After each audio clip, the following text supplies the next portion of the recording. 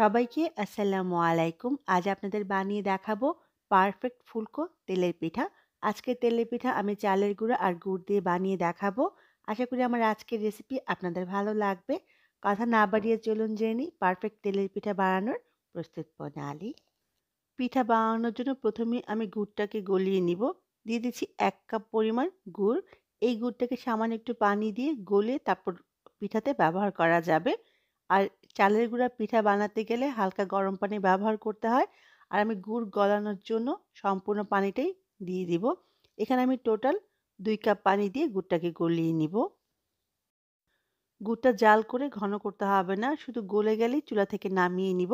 আপনি চাইলে কিন্তু পানিটা আলাদাভাবে গরম করেও পিঠায় ব্যবহার করতে পারবেন। গুড়টা গলে গেছে, এবার চুলা থেকে নামিয়ে নিব। সামান্য একটু ঠান্ডা হওয়ার পর ফিরে আসব। একটা পাত্রে নিয়ে নিচ্ছি ১.৫ কাপ পরিমাণ চালের গুঁড়া। আজকে আমি বাজারে কিনা শুকনা চালের গুঁড়াটা ব্যবহার করছি। দিয়ে দিচ্ছি ১/২ কাপ পরিমাণ ময়দা। এই ময়দা দেওয়ার জন্য পিঠাটা অনেক সময় পর্যন্ত নরম থাকবে। আপনি চাইলে ময়দার পরিবর্তে আটাও ব্যবহার করতে পারবেন। দিয়ে দিচ্ছি স্বাদ অনুযায়ী লবণ। এবার শুকনো উপকরণগুলো একত্রে খুব ভালো করে মিশিয়ে নিব। সবগুলো উপকরণ একত্রে মিশানো হলে আমি এখানে গুড়ের পানিটা দিয়ে দিব। পানিটা আমি একটা কাপে নিয়ে মেপে দিচ্ছি আপনাদের বোঝার সুবিধার জন্য কতটুকু পানি লেগেছে। প্রথমে ১ কাপ গুড়ের পানি দিয়ে দিলাম। এবার খুব ভালো করে নেড়ে মিশিয়ে নিব। আমার এখানে আরও পানি লাগবে। তো আমি আরও ১ কাপ পানি নিয়ে নিলাম। পানিটা একবারে ব্যবহার করবেন না, অল্প, অল্প করে দিবেন। আর একটা পাতলা ব্যাটার বানিয়ে নিবেন। আমি দেখিয়ে দিব ব্যাটারের ঘনত্ব কেমন হবে। আর যদি অতিরিক্ত পানি লাগে সেক্ষেত্রে কিন্তু অবশ্যই হালকা গরম পানি ব্যবহার করতে হবে। কুসুম গরম পানি হবে না, তার থেকে একটু গরম থাকতে হবে।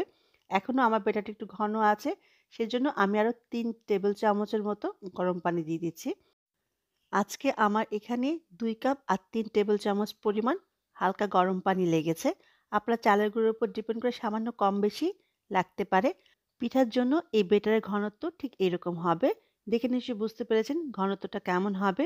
খুব বেশি পাতলা হলেও পিঠাটা পারফেক্ট হবে না, আর অনেক বেশি ঘন হয়ে গেলে পিঠাটা ভাজার সময় কিন্তু পারফেক্টভাবে ফুলবে না। পিঠাটাকে এভাবে একটু সময় নিয়ে নাড়লে পিঠাগুলো ভাজার সময় কিন্তু খুব সুন্দর করে ফুলে উঠবে। পিঠাগুলো ভাজার জন্য আমি পর্যাপ্ত পরিমাণ তেল নিয়ে নিলাম। ডুবো তেলে পিঠাগুলো ভাজতে হবে। যখন তেলটা গরম হবে তখন চুলার আঁচটা মাঝারি করে দিব। এবার এর মাঝে পিঠার বেটার দিয়ে পিঠাগুলো ভেজে নিতে হবে। যেকোনো পিঠাই ১ম টা নাও হতে পারে, কিন্তু ২য় পিঠা থেকে সবগুলি পারফেক্ট হবে ইনশাআল্লাহ। দেখুন, দেওয়ার কিছু সময় পরে ২০ থেকে ২৫ সেকেন্ড পরে পিঠাটা এরকম ফুলে উঠবে। পিঠার এক পাশ যখন ভাজা হবে তখন উল্টে দিতে হবে। আর এই পিঠাগুলো কিন্তু ঘন, ঘন উল্টানো যাবে না, তাহলে ভিতরে একেবারে তেলে চুপচুপা হয়ে যাবে। পিঠাটা এক পাশ হয়ে গেলে আমি উল্টে নিব। উল্টে পাল্টে ২ পাশই যখন সুন্দর গোল্ডেন ব্রাউন কালার হবে তখন উঠিয়ে নিব। পিঠাটা ভাজা হতে মিনিট খানেকের মতো সময় লাগবে।